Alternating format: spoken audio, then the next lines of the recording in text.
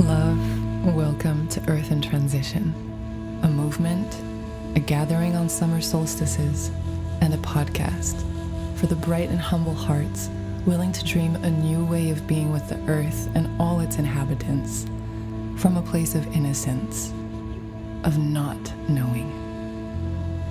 Today, we bask in the bright energy of Rob Hopkins, a conversation as joyful as it is profound. So stay with us. By the end, your heart will be bursting with possibility and a renewed enthusiasm for our collective future. Hello, Rob Hopkins. Hello, lovely to meet you again. Not in a cave this time. Yes. We're each here from our own hometowns. So you're in Totnes, Devon, UK? I am, that's exactly, yeah. Well, in Dartington, which is like a village that's on the edge of Totnes, yeah. But I just cycled home very, very fast from Totnes in order to be here. So, yeah, Totnes is just over there. Wonderful. Living the dream. And you? So I'm in the south of France in a village called La Colle-sur-Loup, and where I grew up. And yeah, so we're in a French-UK call. Very good. We are hosted by the Earth in Transition event, podcast, and movement. And so a lot of the people who are following this event are very much aware of who you are.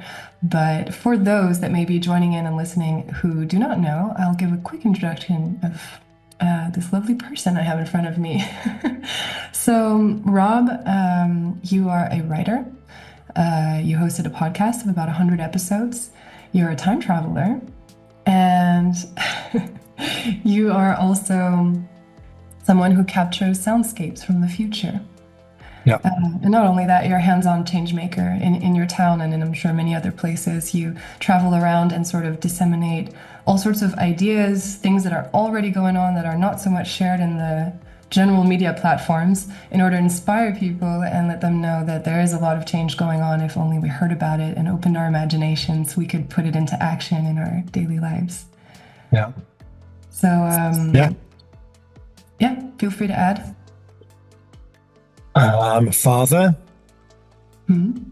I'm an artist. I do printmaking sometimes in my spare time. And I'm just finishing right now writing a book called How to Fall in Love with the Future, which will be coming out in May of this year. Yeah, that'll do, I reckon. Wonderful. And my website is robhopkins.net. If you want to find out anything else to add to what we've already told you, then have a look at robhopkins.net. There's things on there. Yeah, wonderful. I mean, we can dive a lot deeper even and go into the fact that you were the co-founder of the Transition Movement, the Transition Network website. There are 100 gorgeous episodes, podcast format online called From What If to What Next, where you cover topics traveling to the future with amazing speakers that you host who sort of share new perspectives from the future on questions like what if there was an alternative to capitalism? What if nature had rights? What if youth were to reimagine the education system? And it's really fascinating. So I invite any listeners and check that podcast out. And these field recordings that you've done are super interesting as well. You explored what the world would sound like if we were already in this thriving, harmonious, fair, social, economical world, and what would it sound like to have cities with bikes and without cars, as well as mushroom farms and any other little tidbits you'd like to share? So it's a project that started during the first lockdown, and I listened to a lot of music, as you can probably see behind me, and during that time when I was working from home a lot more, like everybody, I fell really in love with ambient electronic music, which is this whole sort of genre, which because I found if there were beats or if there were lyrics to music, I couldn't concentrate. If I was working, writing, whatever, but that music I could have on, and it was really beautiful, but I could work with it as well. And it was a really fascinating journey into the kind of diversity of music people make in that genre, and a lot of it's very beautiful. And I was listening to some stuff that used field recordings in really interesting ways. There's a Norwegian artist called Biosphere who makes incredible music using field recordings in really interesting ways. And the thought started to get into my head of, what if these field recordings came from the future? So they transport, rather than transporting you to a place, rather than transporting you through space, they transport you through time. And there was a particular piece of music that I loved by by an artist called Mr. Kit, which used field recordings to capture uh, a feeling of like community and awe in the most beautiful piece of music. And I thought, if I did that project, I'd love to do it with that Mr. Kit guy, but he's probably like impossibly cool and he lives in LA or Berlin and never answers any emails. And I looked him up and he lived in my town. And it turned out that he knew my son years ago when they were younger. So I met him for a cup of coffee and I said, I've got this idea. What do you think? And he said, yeah, I love it. Let's do it. And then so as I was going around, you mentioned that I travel to different places. So I'm always within Europe because I never fly. I stopped flying about 12 years ago, 13 years ago. So I always travel by train. But I have this kind of privilege in the work that I do to go to visit places who are really excited to show me all the cool things they're doing.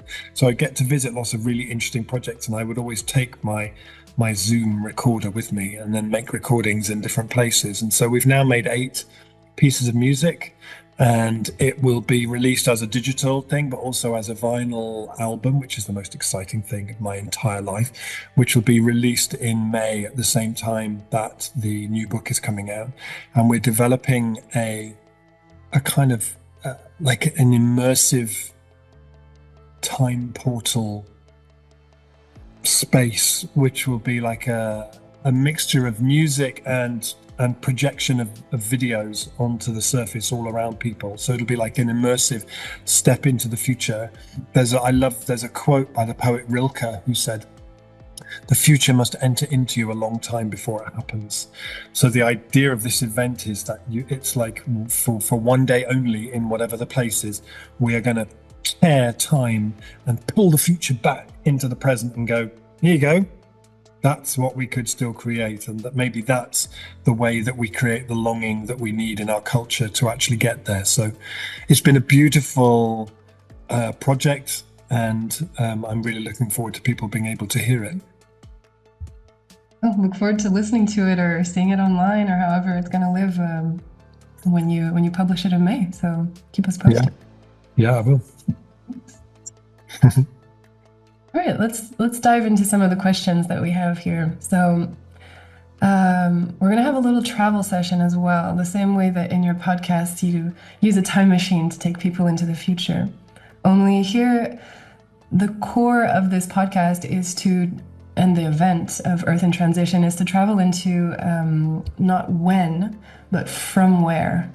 So entering into the space of the unknown, into that innocence of accepting that we don't know in order to allow something else to emerge. Not from the field of memory, but from the field of heart, of consciousness. So perhaps you and all who are listening, except drivers, of course, allow your eyelids to close down for a few seconds. And let's take some deep breaths together, just breathing in through the nose. Exhaling and relaxing facial muscles, shoulders, finding ease and comfort in the body.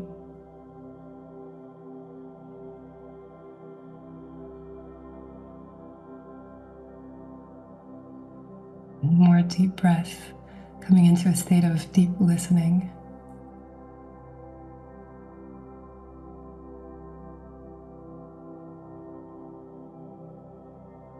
And so keeping the eyes closed, let's use our mind's eye to walk to the edge of the room where we see an elevator door. And on the side of this elevator are buttons, one of which is called Deep Unknown. Perhaps press on that button, enter the elevator, and allow it to descend floor by floor, going down. And doors open to a dark lit sky. A few stars. Gravity suspends as you maybe float out. attuning to this familiar, trusted space. It's a space we all visit when we sleep at night.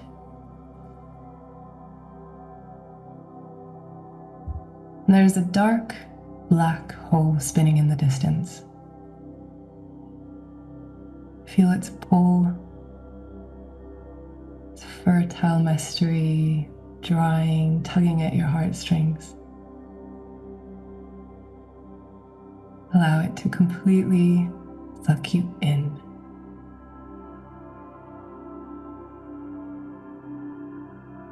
From this space of not knowing, eyes can be open or closed, of course, from here on out. Allow the answers to arise. So my first question, Rob, is humans have such varying points of view, varying interests, ambitions. How can we possibly all fall in love with the same future?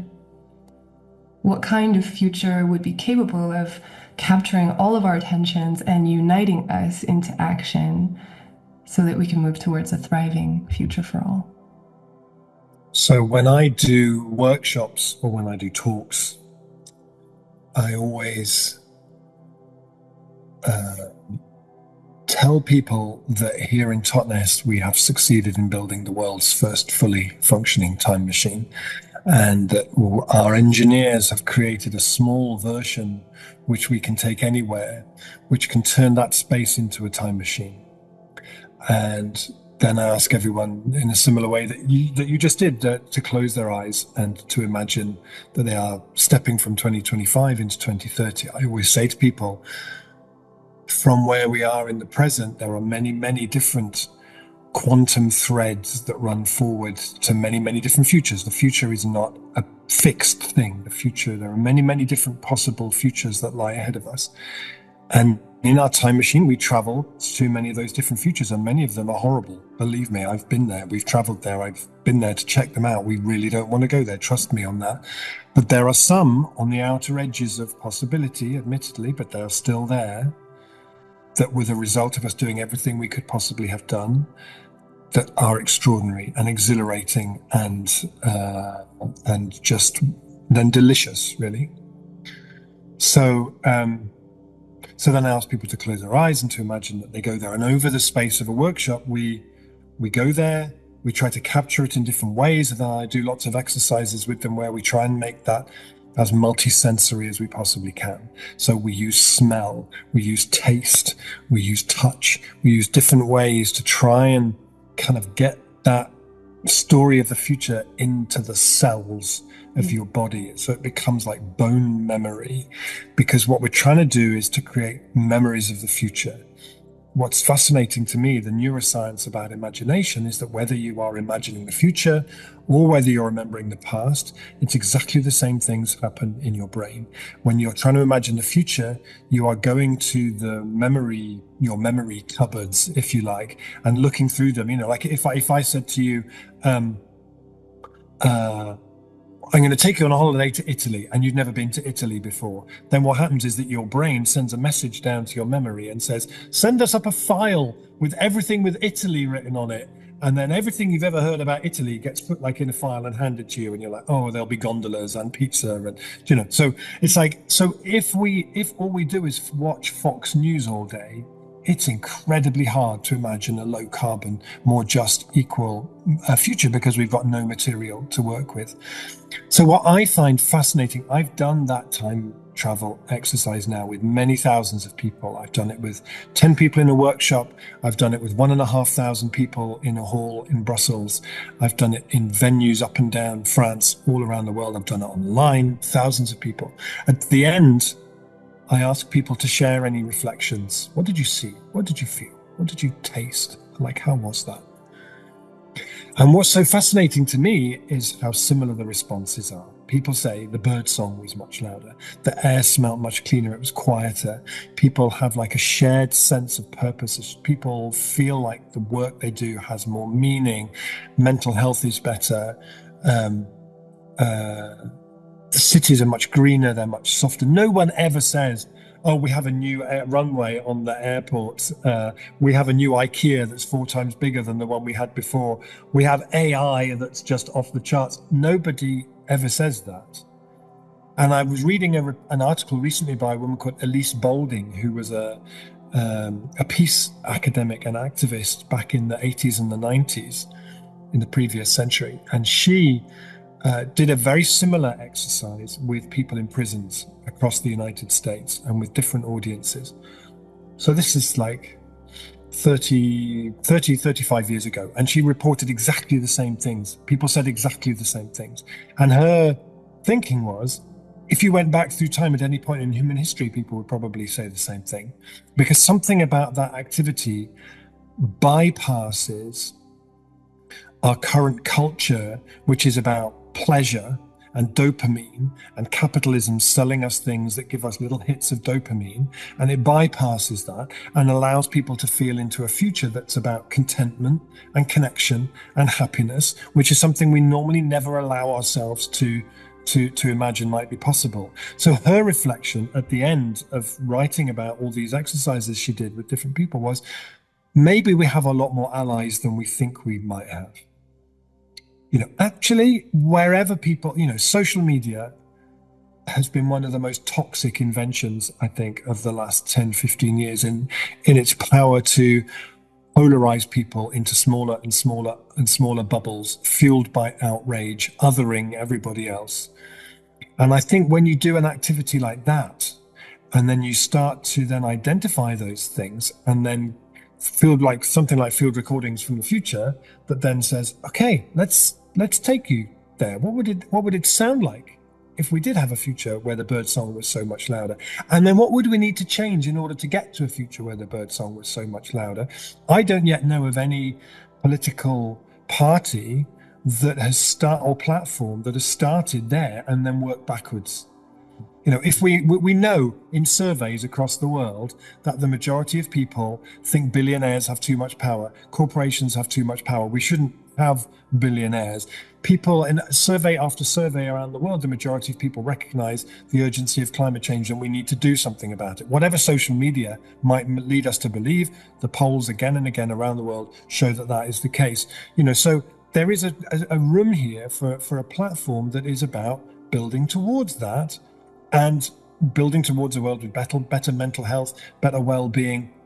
So that's kind of where that leads me, is that actually I think we have a lot more in common than social media would like us to believe that we have. Yeah, it would be a call to detach from those platforms and come back to real life community experience. Yeah, well, I mean, if you look like at the beginning, what I loved about things like Twitter at the beginning was that they offered us, they felt quite revolutionary tools at the beginning. So you had like the 15M movement in Spain, you had the Arab Spring. Those movements are sometimes called the Twitter revolutions because they organized through Twitter. The organizers of those things will now say there's absolutely no way you could do that on Twitter now. There's that Audre Lorde wrote that poem, "The master's tools will never dismantle the master's house." At the beginning, they felt like tools that would allow us to dismantle the master's house, and now they feel very much like the master's tools. So I think there's something that we have to look to in terms of how else do we organize? The student revolutions in Paris in 1968, they didn't have Twitter, they didn't have Instagram. They put posters up in the streets. They organized through newspapers that they printed. We don't necessarily have to convince ourselves. We can only mobilize and organize and make change happen through social media, because I think those tools have become very, very dangerous, actually, increasingly. All right, thank you very much for that first question. Ready to explore the second? Why not? Let's jump in. Great.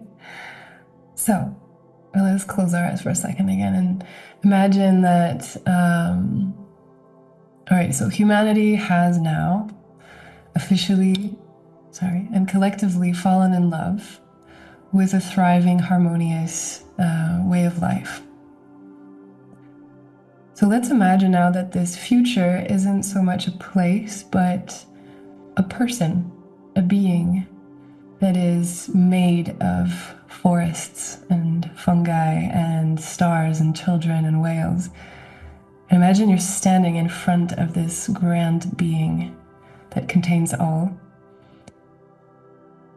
What feeling does that being radiate? And from this sensation, what would you think that this being would ask of us today? What would be the first messages, requests to reach that state of being? I think that they would irradiate a sense of deep, deep time. You know, we would see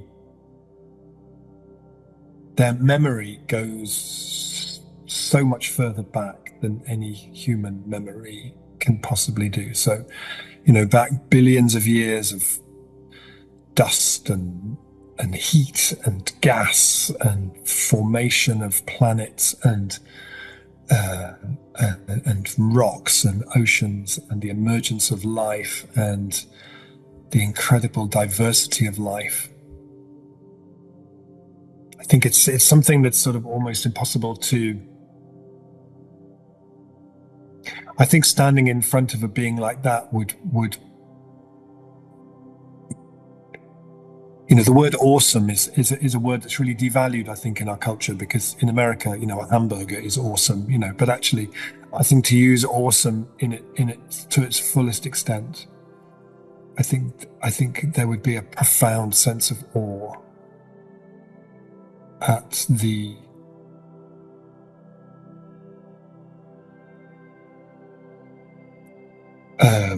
majesty of something that was able to create the diversity of life that we see in the world, the complexity, the beauty, the diversity, the kind of the glory of it, I suppose, really. I think they would be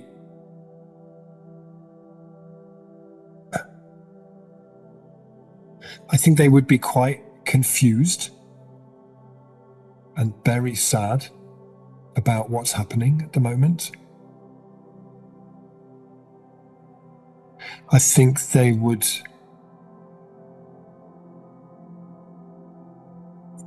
be demanding of our attention.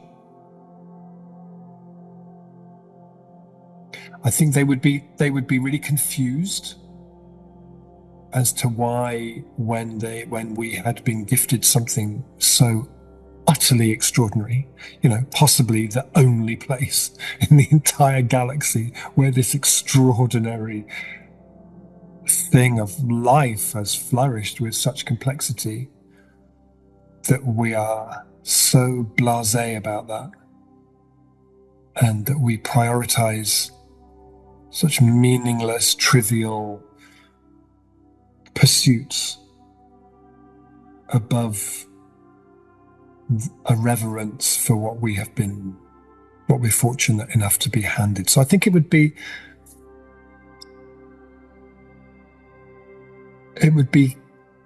quite a sad.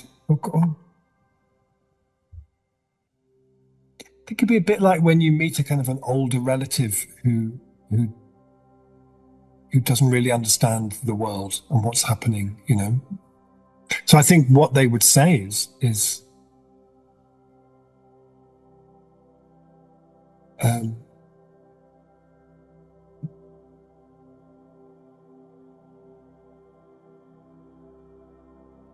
get your act together, like help mobilize,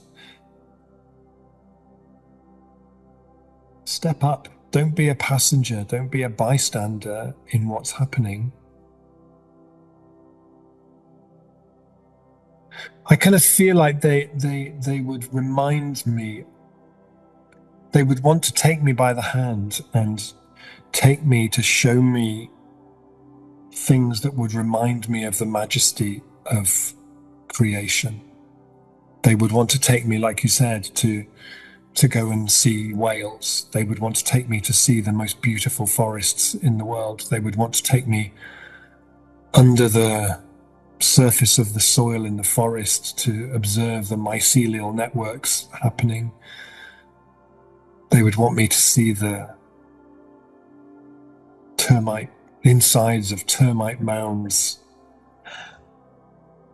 You know, there's a beautiful story that I write about in From What Is to What If about how the first President Roosevelt, um, there was a guy called John Muir who was a Scottish, the first really what we think of as conservationist or environmentalist in the United States, who wrote books about wilderness and how important wilderness was at a time when people attached no value to it at all, and it was just being got rid of all over the place.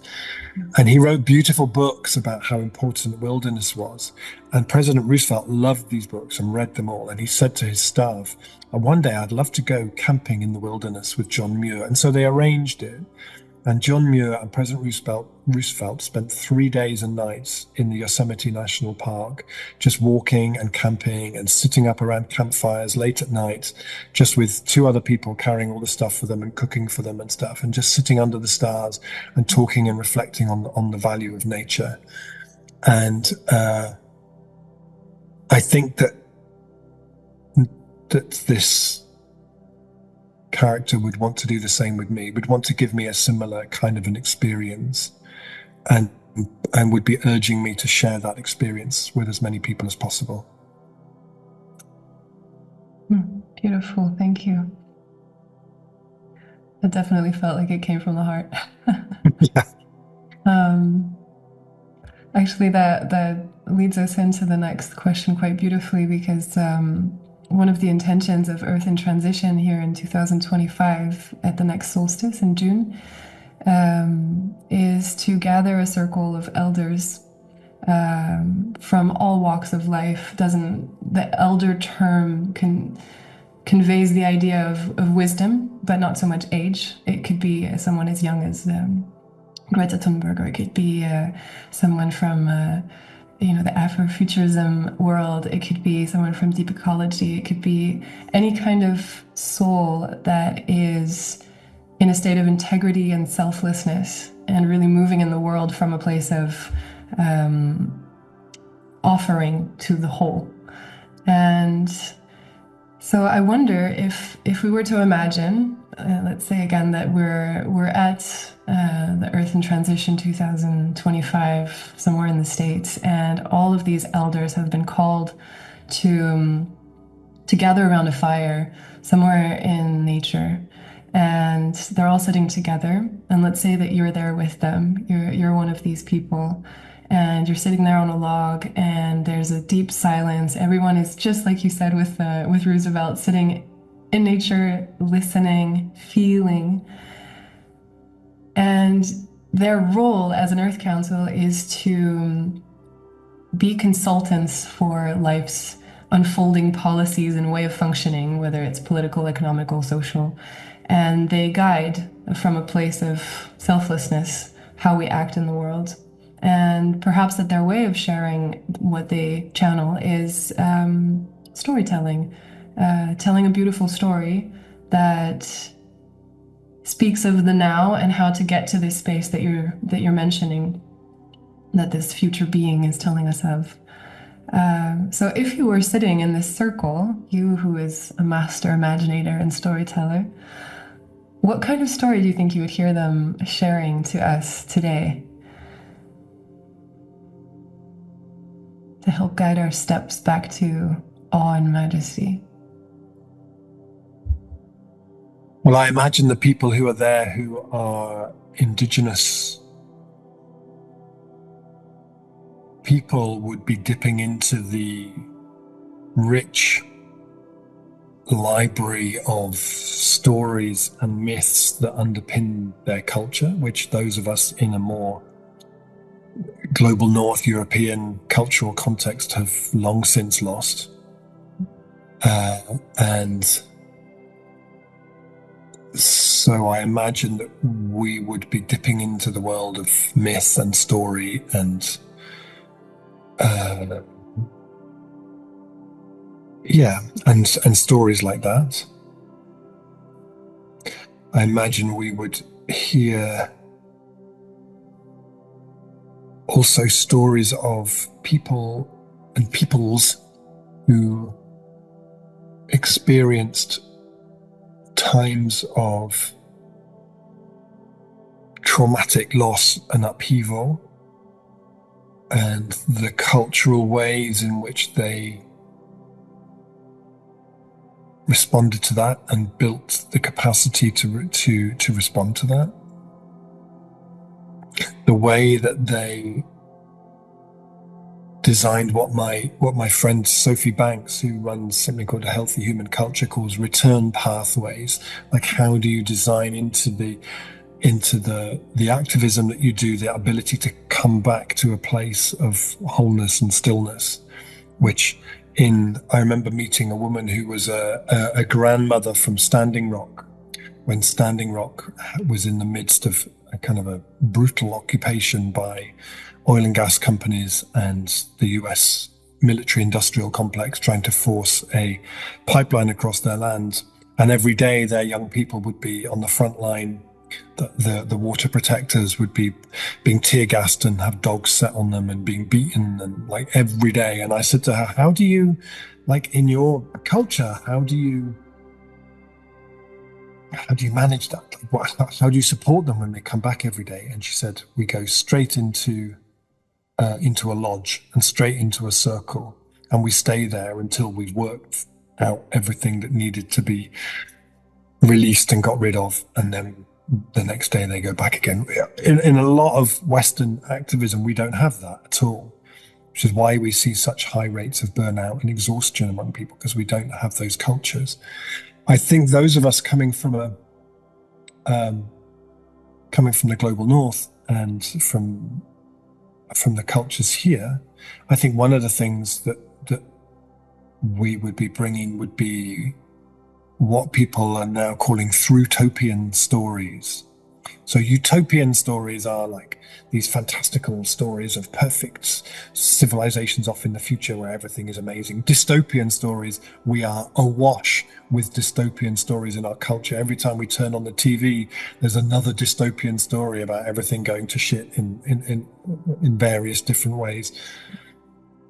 The throughtopian storytelling, which is a term that was coined by my friend, by Rupert Reed, who's a climate activist, and then Manda Scott, who's a novelist, has started doing throughtopian training for writers and people who work in films and TV and stuff. A throughtopian story is a story that starts now and is a story about how we got through.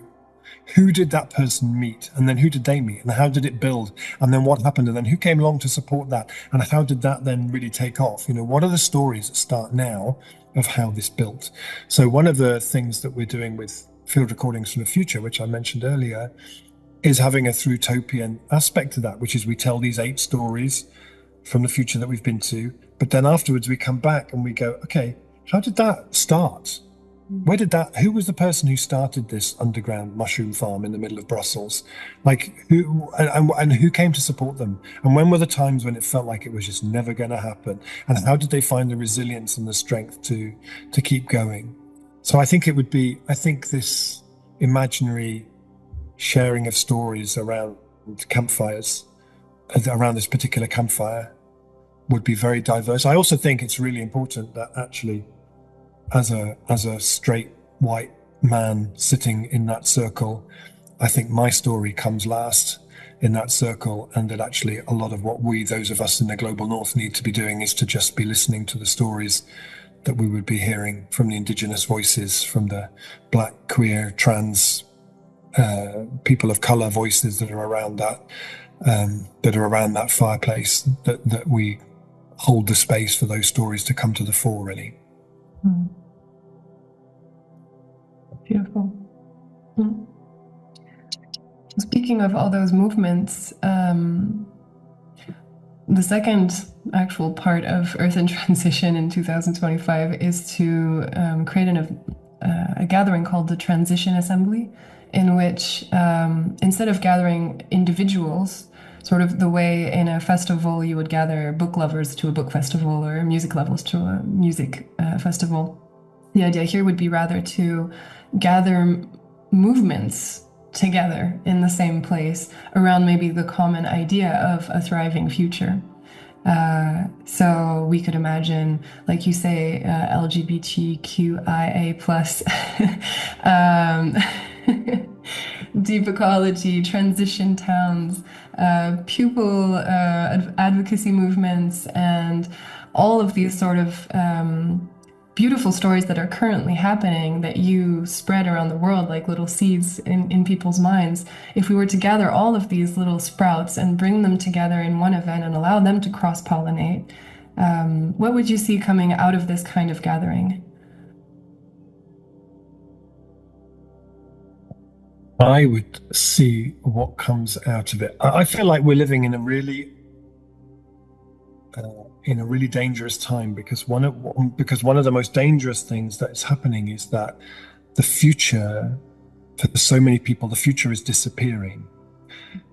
There's a line at the end of 1984, George Orwell's book 1984, where it says, if you want to picture the future, imagine a boot stamping on a human face forever. And I feel like actually for a lot of young people now, when they think about the future, they just see Elon Musk's face. It's like the future has been colonized by those people using very powerful social media tools.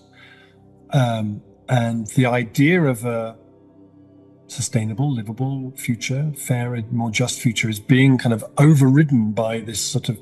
We're living in a time, I think, where what the far right are doing is they point to the future and they paint terrifying pictures of how that future is going to be, and then they say, "But we're strong and powerful, and we'll protect you from that."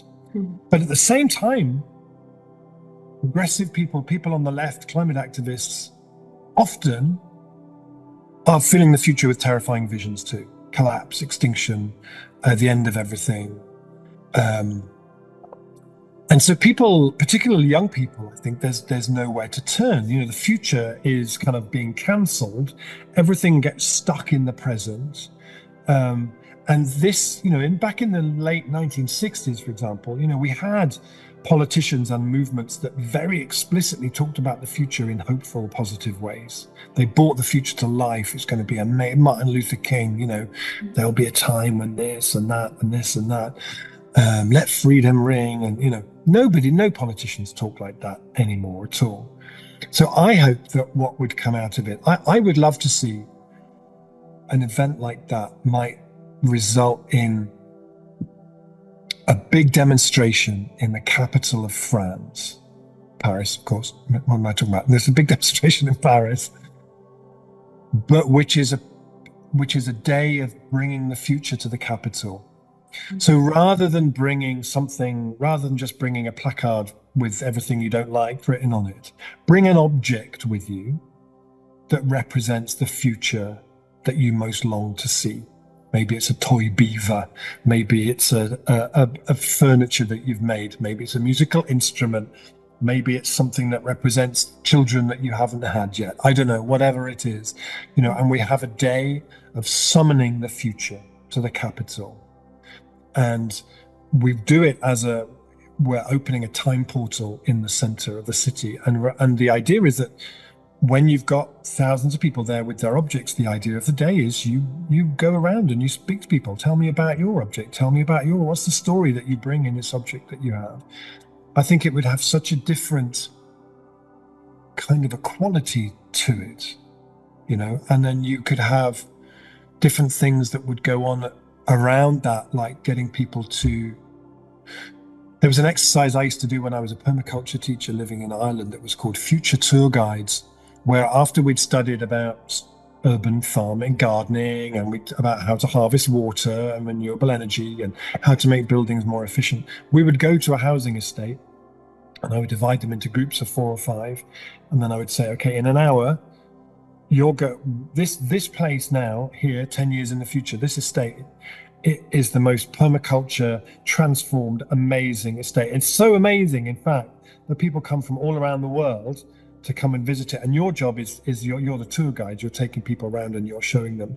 So in an hour, we're going to come back together, and I want you to have designed a tour where you can take us around and show us all the things that are happening. So then we would go round this estate that just exists, just a normal housing estate in the southwest of Ireland. The people saying, look, and you can see here the food growing up the walls and the this and that and the other, So I think there would be an element of that. We would be summoning the future to the capital, the future that we long for, giving it form, giving it shape in all kinds of different ways. I think what would be emerging through this would be a kind of positive futurist movement, which is wider than just climate and ecological movement. It brings in storytellers, it brings in people working to make the world a better place across the board, but invites them to not just focus on everything that's not working, but invites them to share the things that are really exciting and that they really dream for. And there's a story I tell in the book about one of my favorite artist is a jazz musician called Sun Ra, who was around in the 60s, 70s, 80s, who was the most incredible being, who told a story about himself that he wasn't a human being, he was an angel from Saturn, and that with his band they traveled through space, and it was a different way of talking about Black liberation by talking about space travel. He was amazing. But he died in 1993, but his band still exists and still perform. And there was an event that happened in Philadelphia that was called Summoning the Future Forest, where in poor Black neighborhoods with very low levels of tree cover, in a warming world where every tree that you plant, the space underneath it is 8 degrees cooler, planting trees is a life-saving strategy in many places. And so in order to inspire more tree planting in poorer neighborhoods, they did an event they called Summoning the Future Forest, where Sun Ra's band played. But I loved that concept of summoning the future forest. So what if we did a big event in the center of Paris that was about summoning the future to Paris? I love that. And definitely, it feels so natural and obvious to envision a place that excites us and awakens joy and laughter, and that gives us this love drive to travel there, to put in the effort to get to that space. And like you say, a lot of the messages we get are just anxiety ridden, and it sort of depletes energy and makes you want to go into a little ball on your couch and just Of course. perish. Well, that's kind of the point, I think. Certainly, there's a guy in America called Henry Giroux, who's like a political journalist, academic, who talks about the Trump disimagination machine. This is not this sort of sense of paralysis. I notice a real difference when the first time Trump, I always feel like every time it's a bit like saying Voldemort's name. I kind of feel like we should call him he who should not be named. But the first time he was elected, there was a big response immediately. There was the Women's March. There was all kinds of protests. The response was, what can we do about it? And people mobilized as a we. Now I hear so many people say, yeah, but what can I do about it? Like we've moved from we to I, and that's really, really dangerous. So we have to reclaim the we and recognize this isn't something. Of course, there's nothing you can do. As individuals, there's nothing we can do about this. But as people who come together, of course, there's things that we can do about it. But we have to remember that that's where our power lies. Indeed. All right. Well, let's see. We have 10 minutes left. Maybe let's get into some concrete ways of how can we come together? How can we nurture our imagination? And perhaps less, because I'm sure it's been talked about in many podcasts before, if we reach for a little bit of newness from the unknown, how do you think we can invite imagination as an empowering tool, but in the now, in any now, in this moment, in the moment when you're cooking, in the moment when you're driving, in any moment? How can you bring that sort of layer of imagination and allow that to empower the moment? So the first thing to recognize is that the imagination needs space. When you are really busy, when you're feeling really precarious, when you're stressed, when you're anxious, when you're very fearful, it's very hard to make space for the imagination. It's an intentional thing we have to do. It's the same in organizations. All organizations are set up to do a particular thing, and they will keep on doing that particular thing over and over and over again, unless you intentionally create the space to go, whoa, hang on a minute, let's stop and let's look at this again, and maybe we could do this in a different way. So I feel like it's something in our own lives we have to recognize, that the imagination is really important. The reason I wrote that book about imagination was that I could see something that was vital to human well-being and our ability to figure out how to get through the climate emergency. But it's just sort of over here, just a little bit out of our eyesight, and we can't really see it. And it's kind of shrinking and contracting and desiccating, and nobody's giving it any kind of importance. And I wanted to put it right back in the middle and say, if we lose our imagination as a culture, we're really, really in trouble.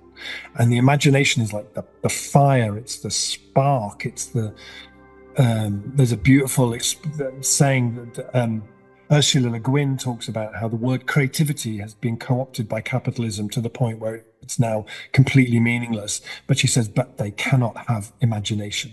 Imagination is ours, and it's the spark, and it's the passion, and it's the fire that we have. So I always say to people, yeah, firstly, we need to make space for it. And that kind of time travel activity that I do with people, I always say to people, that should become like a daily practice, in the same way that yoga or running or meditation are a daily practice for many people. Making some time to time travel into the future that turned out the best it possibly could have done is really important, because every time you do it, it comes into more and more focus. It becomes clearer and clearer. And because the reality is that doing the opposite of that is a daily practice. We all wake up every morning, we reach out for our phones, we turn our phones on, and our phones tell us it's too late, everyone's horrible, I wouldn't bother, the future looks shit, there's really no point in trying. And so we have made that a daily practice, so we need to make the opposite of that a daily practice. And I think the other thing is that there are so many stories around the world of good things that are happening, of people doing good things, organizations doing good things, municipalities doing good things, transformative things. When I'm talking about the cities that I imagine of 2030, 2035, they're not like some Star Trek fantasy, Rob Hopkins sci-fi madness. It's basically going, it's the cycling infrastructure of Utrecht, it's the car-free neighborhoods of Freiburg, it's the food systems being built in Liège. Go and see them now. They're already there. You want to step into the future? Go to Utrecht at 8 o'clock in the morning and sit by the train station and watch 40,000 bicycles cycle past you. It'll blow your mind.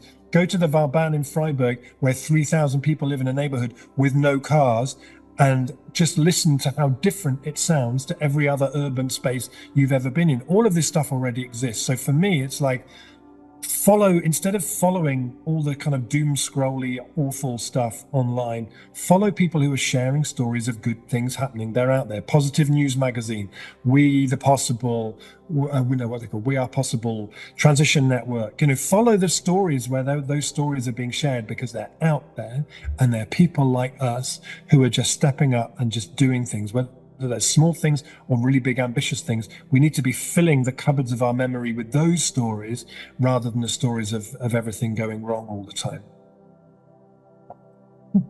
Actually, I was brought to Ljubljana in Slovenia recently for another work engagement I had, and I found myself, before listening to all your podcasts and these ideas of car-free cities, I found myself walking through the paved streets and suddenly pricking my ears up and going, wait a minute, there's something different here. And then I realized that there's no cars. I'm in a capital city center in which a river is flowing through, and there's not a single car. The people are walking, or a few bikes here and there, and it was absolutely gorgeous to be in that space. So there's another example you can add to your list. Thank you. Yeah, well, in fact, one of the field recordings from the future tracks is based on going to the Vauban in Freiburg and recordings that I made there. And I noticed when I was there, the second day that I was there making recordings, that because you didn't have the background hum of the internal combustion engine all the time, you could hear, like you're saying, you can hear so much more than you normally could. And I noticed at one point I was standing near some houses and I could hear somebody having a piano lesson in their house. I thought you would never normally hear someone having a piano lesson inside their house. That never happens. And so actually the piece of music that is based on the Vauban is based on taking the recording of that piano lesson and then building a tune out of that piano that I heard coming out of someone's house. It's very, very beautiful. Yeah, it's very new. I find going to somewhere like the Vauban just blows my mind every time. It is like stepping into the future, and we need to give people those kind of experiences, I think. Call out to someone who wants to make a channel with only mini films, mini shorts, and extracts of these places in video for those that Yeah, can't necessarily travel across Europe to reach or yeah, who. yeah. Long overdue. Long overdue. I mean, that's what we're trying to do with field recordings from the future. So I go back to those places and film, and then There's we also video. yeah, there'll be so we've made videos for each of the tracks, and then we're creating a like an immersive time portal that will travel to different places and open up as a space that people can come into, and then the videos and lights are projected all around you while the music is playing. So it's a really immersive step into that future. Okay, yeah, I got the creative aspect, but I didn't know that if it was like a real sort of day-to-day life footage or more creative sort of Yeah, videos. no, it's real life footage from those places, but then presented in quite a sort of impressionistic way that transports you there. They're very beautiful. Yeah, I mean, the same as the Impressionists and the Cubists and the Pointillisme, they offered the world a new way to see Exactly, exactly, by deconstructing, reconstructing, and changing the point of view. exactly. Hmm. Let's see. Is there anything you'd like to leave people with? One idea, one sentence, one key. I'd like to just leave people with a short little story, which was that I was in France last year in a place called Pontivy, and I gave a talk in Pontivy in a school. And at the end of the talk, the first question in the audience was from a man who said, "The last time I was in this room was a year ago, and I came here for a talk by a woman who was one of the very last surviving members of the French resistance. So she was in the French resistance as a teenager. She was now 95, and she gave a talk about her experiences of being in the French resistance. And at the end, somebody asked her a question, and they said, all the people that you knew in the French resistance, was there anything that they all had in common?" So she thought about it for a little while, and then she said, "Yeah, they were all optimists." And I feel like the point about optimists is when you need optimists, you really need optimists. Which the experience of the French Revolution is very nice having optimists, the French resistance. But when you really need them, you really need them. And I feel like we really need them now. We really need them. And so, in a sense, what we're trying to do with this Field Recordings from the Future project is to create an optimist generating machine, in a sense. And I feel like if Earth in Transition were to see part of its role as to being the generation of optimists, the generation of optimism, and that optimism is not some kind of naive avoiding of reality. It's a vital, vital tool in our ability to mobilize people in these times.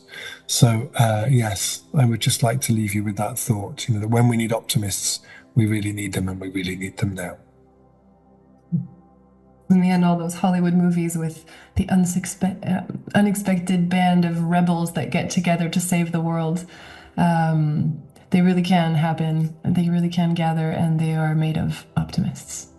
Yeah, and also the important thing with all those stories is at the beginning they had no idea. Like Harry Potter in his cupboard Yeah. under the stairs, or when Frodo gets given the ring, he would have every right to go, "Me? No, I can't do that." But actually the point is that we learn as we go along. And it's the same with us as a culture. Yes, we have to reimagine everything because we are in a climate emergency and the existence of future life on this planet is in a very, very real danger. And so it demands that we reimagine everything. So we have to choose. Are we the people who go, oh, I think that's too much effort, I can't do that?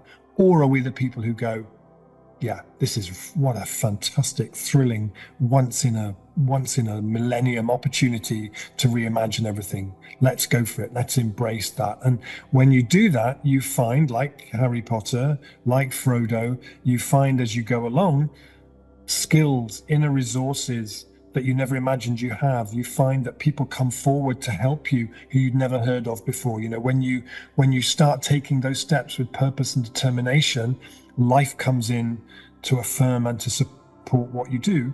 There's in Montsartou, which is close to Nice, where they have this incredible revolution going on around how they provide food for the local schools. All the food in the schools there, 100% organic, 80% locally grown in a market garden started by and run by the municipality. What's so fascinating about that is the research they did about the impacts that had on the wider community. So now as a collective, the people in that town, as a result of that step having been taken, eat 27% less processed meat, less ultra processed food, 25% meat, more local, more organic than the French average, because the municipality moved with boldness and creativity to create something that changed the culture in a way that just sort of started to happen. So I think we need to have that belief that when we move with purpose, it's not, then actually there are magical things waiting to happen there's no way we can anticipate what will happen. But if we start moving with the purpose and the determination rightly, then the things will fall into place. I think that's a perfect note to end this this episode on. Thank you so much. Truly is an honor to speak to you, and thank you for being so available. I mean, and approachable and humble and kind. It's really more people like you that we need. So thank you for being. My pleasure. Likewise. Thank you for hosting this and making this conversation possible.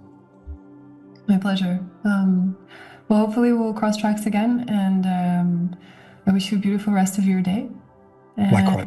Wonderful. If there are any links to platforms that we can check out, not only your work, but also some of the people that you mentioned, the poets, the friends, the artists, if you want to send me some of those links, I'll put them in the notes. I'll do a little list now and send it over to you. Beautiful. Great. Thanks. Beautiful. Lovely to see you. Enjoy your day. And see you soon. You too. Bye-bye. Bye-bye.